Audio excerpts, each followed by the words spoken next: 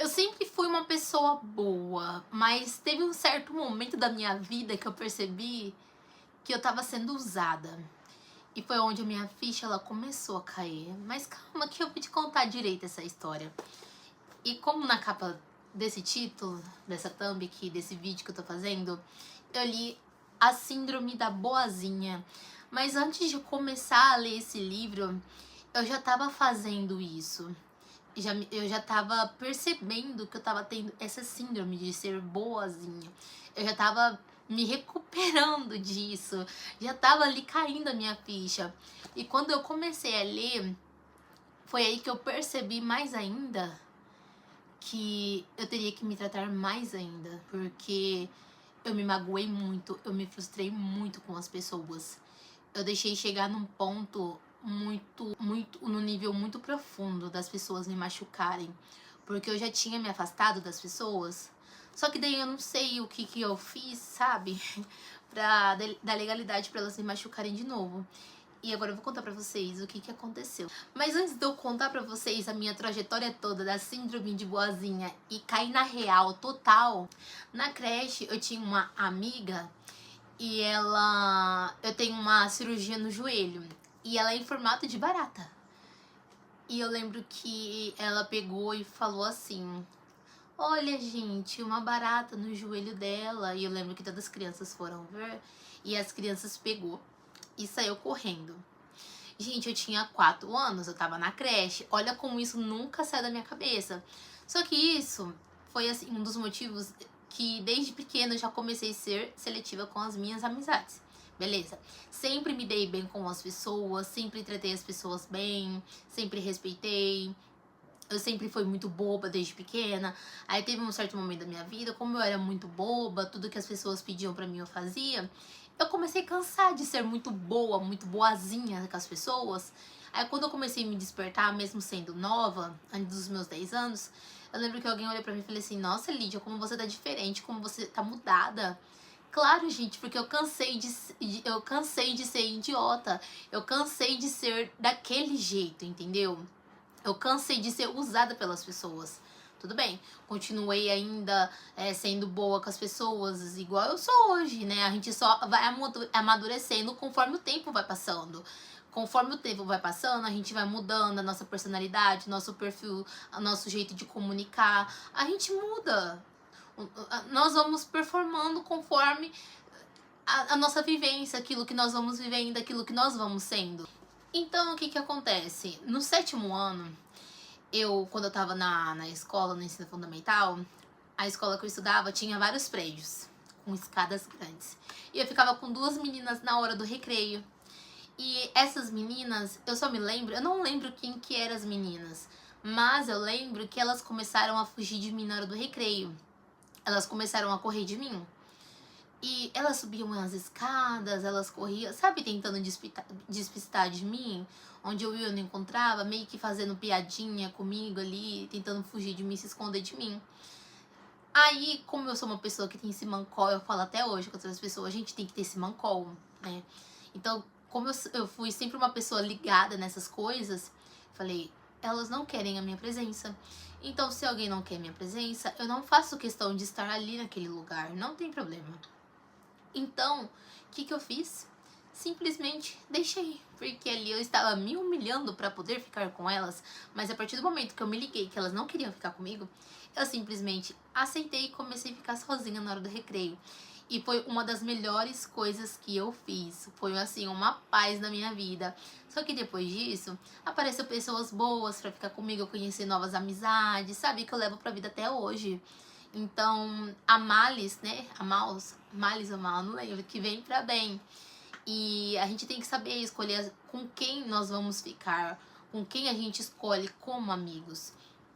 E isso eu levei pra minha vida inteira, eu levo até hoje. São coisas que ficam gravadas na nossa mente. Então, depois disso, toda a experiência que eu passei na minha vida, eu aprendi a me comunicar com as pessoas, sempre me dei bem com as pessoas, sempre fiz de tudo para as pessoas, sempre tentei fazer o melhor que eu pude para agradar as outras pessoas, sabe? Por mais que eu sempre fui seletiva com as amizades, por mais ali, eu nunca fui um tipo de pessoa que quis me incluir na rodinha. Se a rodinha não quisesse me incluir, eu nunca fui aquele tipo de pessoa de ficar insistindo, sabe? Entrar ali ser intrometida no meio. Se alguém quisesse me incluir, que incluísse. Senão, eu não ia chegar de intrometida. Eu sempre fui desse jeito assim. Eu sempre conversava ali com todo mundo. Sempre fui aquela pessoa que chegava, conversava, tratava os outros bem. Sempre fui respeitada. Mas eu nunca fui de me incluir em rodinhas. Igual nas salas. Tinha divisão, povão do fundo, da frente, do lado. Eu conversava com todo mundo, nunca tive inimizade com ninguém. No serviço também, nunca tive inimizade com ninguém, conversava com todo mundo, nunca fui de leve trás, todo mundo sempre confiou em mim. E por conta disso, eu sempre fiz o que eu pude, porque eu não gostava de inimizade, eu não gostava de conversinha, eu não gostava de crítica, essas coisas, sabe? Então, eu tentava agradar todo mundo o máximo que eu podia. Deve ser também um pouco disso, porque eu tinha medo de desagradar as outras pessoas com alguma crítica, ou mesmo que fosse construtiva, eu tinha medo de desagradar, sabe? Eu creio que é por conta do meu histórico, desde quando eu era pequena, tudo que eu passei, as dificuldades de vida que eu tive, tanto familiar, é um mix de emoção. E esse livro, ele conta tudo, porque que as pessoas, elas acabam desenvolvendo essa síndrome de boazinha. Às vezes envolve, vem de ambientes familiares, com pai, com mãe, relacionamentos. No meu caso, como é desde pequena, eu creio que é por conta da minha família. No outro vídeo, fica pro outro vídeo, eu vou contar minha história de vida pra vocês. Porque assim, eu creio que eu sou uma vencedora. Minha vida, ela é muito... foi cheia de obstáculos, mas eu sempre fui assim, uma vencedora, sabe? A minha mãe também é uma pessoa, uma mulher muito vencedora. As irmãs também é tudo vencedora, guerreiras, estudiosas. Por mais que a nossa vida foi difícil, nós crescemos, batalhamos, lutamos e ainda lutamos para conquistar e conseguir os nossos objetivos. Então no próximo vídeo eu vou trazer um pouco da minha história de vida para vocês, porque eu vou continuar lutando até o fim. Enquanto eu não conseguir o meu objetivo, eu não vou parar de lutar. E esse livro, ele só trouxe ainda mais o porquê de eu ser uma pessoa tão boazinha, de ceder tanto para as outras pessoas e me colocar sempre em último lugar. Então, eu tinha muito esse hábito de ficar agradando as outras pessoas, porque eu tinha medo de falar não. A palavra não pra mim sempre foi muito difícil. Toda vez que alguém vinha e falava pra mim, Lídia, você pode fazer isso pra mim? Gente, eu podia estar num dia muito corrido, eu podia estar fazendo meus afazeres, eu podia estar fazendo o que fosse, eu ainda falava sim. Eu tinha que parar pra fazer o meu pra fazer da outra pessoa, sendo que a pessoa podia fazer o dela e ainda vinha pedir pra mim, sabe? Às vezes eu deixava minha família em último plano pra fazer o da outra pessoa. E muitas das vezes o meu marido ficava bravo comigo, ele falava, amor, não faz isso, você tá errando, você vai ficar sobrecarregada, você vai ficar cansada. E na minha cabeça, ele tava errado, na minha cabeça ele queria me contrariar, queria, sabe? Quando alguém consegue enxergar além de você e você não consegue se enxergar, sabe quando alguém te manipula e outra pessoa vem falar, olha, essa pessoa tá te manipulando e você não tá conseguindo enxergar? Eu achava que o meu marido tava errado, mas gente, eu tenho uma raiva hoje que eu lembro e falo, nossa amor, como você tava certo, porque eu não te escutei. Ai, gente, mas bate aquele arrependimento, aquele nervosismo, sabe? Mas tem coisas que vêm pra aprendizado. Eu falo isso pra ele, eu me arrependo de não ter te escutado. Infelizmente, eu queria muito ter te escutado, porque na minha cabeça você tava errado. Só que vem pra aprendizado, é melhor eu aprender agora, com 25 anos, né? Que é uma experiência de vida enorme que eu tô levando pra mim. É melhor eu ter agora essa experiência de vida do que lá na frente, depois de velha, ter que passar por uma rasteira. Então, eu tenho 25 anos, mas eu sou muito vivida, eu vivi muitas coisas, eu vivi coisas assim que tem gente com 40 anos que nunca viveu o que eu vivi. São superações, emoções, dificuldades, várias coisas. E eu vou contar tudo aqui pra vocês no canal. Só que isso me machucou muito o que eu passei. ser muito boazinha, as pessoas se aproveitarem, sabe? Machucou muito e dói, gente. Ainda mais que eu não escutei quem eu deveria escutar. Então, quando eu comecei a ler esse livro, eu já tava em fase de abrir os olhos. Então, ele só me deu a certeza de que eu tinha, né, essa síndrome. Ainda tenho, mas eu tô tratando, gente. A gente trata, né? Porque não é fácil. E quando eu percebi isso, cada página que eu lia foi um tapa na minha cara. Cada página que eu lia, o meu coração doía, se despedaçava. Porque a gente percebe o quanto a gente fica refém das pessoas e o quanto nós é usado, o quanto a gente fica sendo usado pelos outros, sabe? Quantas vezes eu me coloquei à disposição das pessoas, pediam pra mim fazer algo, deixava minha família em último lugar e eu não conseguia dizer não. Era só sim, sim, sim. Atarefada com um monte de coisa pra fazer e eu dizia sim. Me colocava em último plano. Só que, como tudo é um aprendizado, é melhor a gente aprender. E eu levo isso como aprendizado de vida, porque eu também posso ajudar as outras pessoas.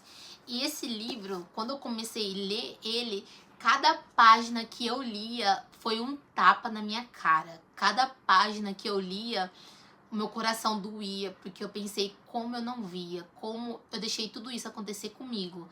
E eu já tava me tratando, né, eu mesma, porque antes de eu começar esse livro, eu já comecei a enxergar as coisas. Então, quando as pessoas vêm pedir algo pra nós que temos essa dificuldade de falar um simples não, é muito difícil, dói dentro da gente, porque por mais que eu queira falar não, eu falo sim.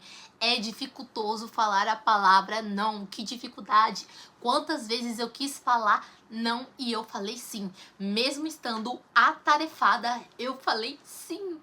Meu Deus, quantas vezes sobrecarregada, cheia de coisas, eu falei sim, querendo falar não. Meu marido me olhando e falando, amor, você vai ficar sobrecarregada.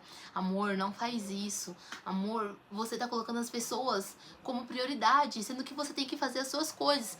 E eu achando que ele tava errado. Eu achando que ele queria ser o sabichão. Entendeu?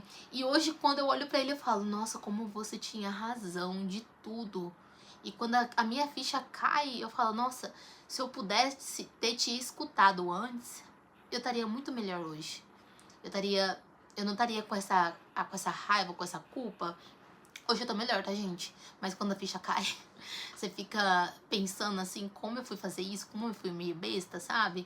Mas depois que você aprende a dizer não, é um alívio para a alma, depois que você aprende, porque eu aprendi a dizer não no momento de raiva, quando eu mais precisei das pessoas, quando eu mais precisava de reciprocidade ou empatia, eu não tive, porque a gente sempre se doa, a gente tem empatia, reciprocidade, mas na hora de ter algo, nós não temos isso. E por último, eu tive uma amizade, que eu achava que era uma amizade, que eu me doava pra pessoa, fazia tudo.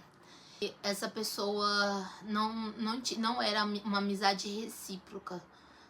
Era só eu que fazia. Porque, assim, quando eu tenho uma amizade, eu gosto de ser a melhor pessoa para outra pessoa. Eu gosto de ser uma amiga incrível, sabe? Que sempre vai fazer as coisas, que sempre vai tentar fazer de tudo pra ajudar. Só que daí eu via que eu sempre ficava em segundo plano. Eu sempre era afastada, colocada de lado. Eu via que eu só era procurada quando precisava que eu fizesse algo. E aquilo tava me machucando. E tem uma coisa que eu e meu marido aprendeu junto. Porque ele sabe fazer um monte de coisa. Eu acho que é por isso que a gente deu certo. Eu e meu marido, a gente sabe fazer várias coisas.